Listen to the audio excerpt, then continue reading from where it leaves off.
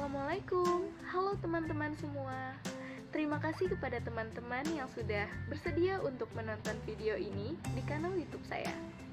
Sebelumnya, izinkan saya untuk memperkenalkan diri. Nama saya Sahwa J. Islami. Saya adalah seorang mahasiswi Politeknik Negeri Jakarta, jurusan akuntansi, prodi D4 Keuangan dan Perbankan. Saat ini, saya tengah menempuh pendidikan di semester keempat. Dan hadirnya saya di video ini adalah untuk merealisasikan tugas akuntansi bank dengan dosen pengampu Ibu Novitasari. Pada kesempatan kali ini, kita akan membahas bersama tentang 3 hal yang pastinya tidak akan asing dalam dunia perbankan, yaitu kas bank, giro Bank Indonesia, dan giro wajib minimum. Untuk mengawali pembahasan kali ini, kita akan memulai dengan kas bank. Kas bank adalah jumlah uang tunai yang disimpan di bank berupa tabungan atau simpanan dan giro atau biliet yang dapat ditarik setiap saat. Sebenarnya, kas juga bisa berupa uang logam, uang kertas, cek, wesel pos, dan deposito. Kas, termasuk pengelolaan kas kecil dan kas bank, adalah kas perusahaan yang paling liquid. Karena setiap hari seluruh transaksi dalam perusahaan berhubungan dengan kas. Oleh karena hal tersebut, perusahaan harus membuat satu sistem yang kuat untuk mengontrol pengeluaran dan penerimaan kas bank. Namun, sebelum mempelajari lebih lanjut tentang prinsip-prinsip akuntansi kas bank, tentu saja kita harus mengetahui pengertian dan hakikat akuntansi kas bank terlebih dahulu. Pengertian kas menurut Standar Akuntansi Keuangan di tahun 2022. Kas ialah alat pembayaran bernilai uang yang siap dan bebas digunakan untuk membiayai kegiatan umum perusahaan. Sedangkan kas bank adalah sisa rekening giro perusahaan yang bisa dipergunakan secara bebas untuk membiayai transaksi bisnis perusahaan. Nah, ketika kita bersama sudah mengetahui pengertian dari kas bank beserta hakikatnya, berikut adalah pengertian akuntansi kas bank. Akuntansi kas bank lebih dikenal dengan istilah rekonsiliasi bank. Rekonsiliasi bank juga diartikan sebagai kegiatan merinci perbedaan terhadap catatan di bank sebagai pengelola transaksi dan catatan yang dimiliki oleh perusahaan dengan pihak bank berupa rekening koran atau bank statement. Akuntan akan membuat jurnal penyesuaian dengan menggunakan bukti yang dianggap sah dan valid. Jika terdapat perbedaan antara jenis-jenis laporan keuangan perusahaan dengan catatan transaksi bank. Nah, berikut merupakan penyebab terjadinya rekonsiliasi bank dalam manajemen kas. Penyebab pertama adalah kredit bank. Hal ini bisa disebabkan karena penagihan atau deposito bank demi kepentingan nasabah yang tidak diketahui oleh nasabah sampai pencetakan rekening koran. Penyebab kedua adalah setoran dalam perjalanan. Setoran kas akhir bulan yang dicatat pada buku penyetor dalam 1 bulan di bank akan diterima dan dicatat oleh bank pada bulan berikutnya. Selanjutnya adalah beban bank. Beban yang dicatat oleh bank terhadap saldo nasabah untuk pos-pos seperti biaya pelayanan, penulisan cek, dan lain-lain yang mungkin tidak disadari oleh nasabah akan mengurangi dana perusahaan di dalam bank. Beban bank inilah yang akan dibuatkan jurnal penyesuaian oleh akuntan di perusahaan sesuai siklus akuntansi biaya. Penyebab berikutnya adalah kesalahan bank atau nasabah. Kesalahan pencatatan antara dua pihak akan mengakibatkan saldo bank tidak sama dengan saldo buku nasabah. Akuntan perusahaan biasanya akan membuat jurnal penyesuaian untuk mengatasi masalah ini. Penyebab yang terakhir adalah cek yang masih beredar. Cek ini merupakan cek yang ditulis oleh penyetor, dicatat ketika dituliskan, tetapi belum dicatat atau belum dijelaskan oleh bank sampai pada bulan berikutnya. Itulah pengertian akuntansi kas bank dan unsur-unsur laporan keuangan yang akan memengaruhi pencatatan transaksi keuangan perusahaan. Untuk selanjutnya, kita akan memasuki pembahasan kedua, yaitu Giro BI atau Giro Bank Indonesia. Giro Bank Indonesia merupakan rekening giro milik bank komersial dalam valuta asing maupun valuta rupiah di Bank Indonesia. Dengan Giro BI, Bank Data membiayai transaksi antara cabang maupun antar bank melalui penyelesaian transfer dan clearing.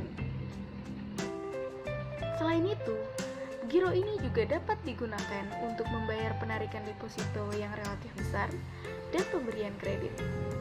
Transaksi giro Bank Indonesia lebih banyak berkaitan dengan transaksi clearing atau nota debit dan nota kredit, pemindah bukuan, pengambilan dan penyetoran uang ke BI oleh bank komersial. Selanjutnya, saya akan menjelaskan tentang pencatatan jurnal umum di transaksi giro Bank Indonesia. Giro Bank Indonesia dalam bentuk valuta rupiah akan dicatat sebesar nilai nominalnya, sedangkan giro Bank Indonesia dalam valuta asing akan dicatatkan berdasarkan kurs Bank Indonesia yang berlaku saat ini. Perhatikan contoh-contoh transaksi berikut. Yang pertama adalah pengambilan tunai. Tanggal 1 Desember 2019, Bank ABC Malang mengambil tunai dana di Bank Indonesia Malang sebesar 500 juta. Transaksi ini dicatat di debit sebesar kas 500 juta dan kredit Giro Bank Indonesia sebesar 500 juta. Contoh transaksi yang kedua adalah penyetoran tunai. Tanggal 3 Desember 2019, Bank ABC Malang menyetor tunai untuk giro di Bank Indonesia sebesar 300 juta. Transaksi ini dicatat di debit, yaitu giro Bank Indonesia sebesar 300 juta, dan di kredit adalah kas sebesar 300 juta.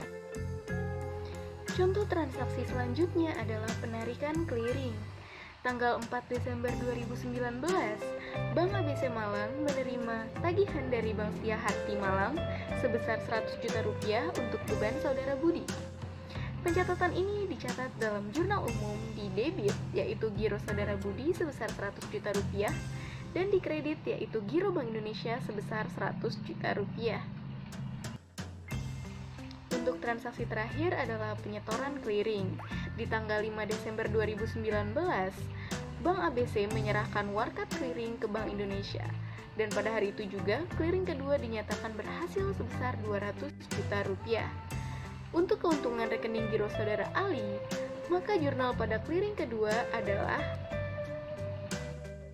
Nah, teman-teman, selanjutnya kita akan masuk ke pembahasan ketiga, yaitu giro wajib minimum. Secara harfiah, giro wajib minimum adalah dana atau simpanan minimum yang harus dipelihara oleh bank dalam bentuk saldo rekening giro yang ditempatkan di Bank Indonesia. Besaran giro wajib minimum ditetapkan oleh Bank Sentral berdasarkan persentase dana pihak ketiga yang dihimpun perbankan. Sejatinya, giro wajib minimum adalah instrumen moneter atau makroprudensial untuk mengatur uang beredar di masyarakat yang secara langsung berpengaruh terhadap indeks inflasi. Menurut data Bank Sentral, di Indonesia ditetapkan 3 jenis kebijakan giro wajib minimum sebagai instrumen kebijakan moneter maupun kebijakan mikroprudensial. Untuk kebijakan pertama adalah giro wajib minimum primer, yaitu simpanan minimum berbentuk rupiah yang wajib dipelihara oleh bank dalam bentuk rekening giro di BI yang besarannya ditetapkan oleh rasio terhadap dana pihak ketiga yang dihimpun perbankan. Setelah ditetapkan pada 16 Maret 2016, saat ini giro wajib minimum primer adalah 6,5% dari sebelumnya 7,5%. Giro wajib minimum primer merupakan alat untuk ekspansi atau menambah likuiditas bank apabila diturunkan. Nah, sebaliknya nih teman-teman, untuk mengerem penyaluran kredit perbankan apabila dinaikkan atau mengurangi likuiditas bank, kebijakan giro wajib minimum ditunjukkan untuk mempengaruhi likuiditas sehingga dapat Giro wajib minimum perbankan sempat dipangkas menjadi 5% pada krisis 2008 untuk melonggarkan likuiditas yang kala itu tengah mengetat.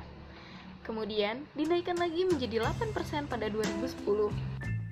Perlahan, giro wajib minimum diturunkan hingga saat ini menjadi 6,5%.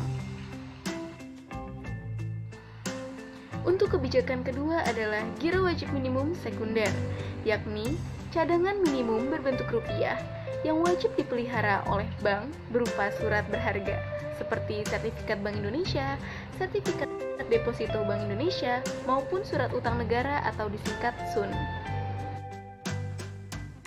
Besaran giro wajib minimum sekunder ditetapkan dalam rasio dana pihak ketiga. Per Maret 2016, besaran GWM sekunder ditetapkan 4% dalam rupiah, dan untuk falas tidak ada. Kebijakan giro wajib minimum sekunder ditunjukkan untuk mempengaruhi cadangan likuiditas bank sekaligus pendalaman sektor keuangan. Apabila dinaikkan, tujuannya adalah untuk mengurangi kapasitas kredit. Sebaliknya, jika diturunkan, tujuannya untuk menambah kapasitas kredit bank. Untuk kebijakan yang terakhir adalah giro wajib minimum berdasarkan rasio kredit terhadap seluruh himpunan dana bank atau Loan Funding Ratio atau LFR. Kegiatan ini yaitu simpanan minimum rupiah yang wajib dipelihara oleh bank dalam rekening giro di bank sentral sebesar persentase tertentu yang dihitung berdasarkan selisih antara realisasi LFR bank dan LFR target yang ditetapkan oleh Bank Indonesia. Target LFR rupiah pada 24 Agustus 2016 diubah menjadi 80% sampai 92% dari sebelumnya 78% sampai 92%, sedangkan untuk falas tidak ada. Nah teman-teman, akhirnya kita telah mencapai di penghujung pembahasan. Semoga semua yang dapat saya sampaikan dapat bermanfaat. Saya Sahwadja Islami undur diri. Wassalamualaikum.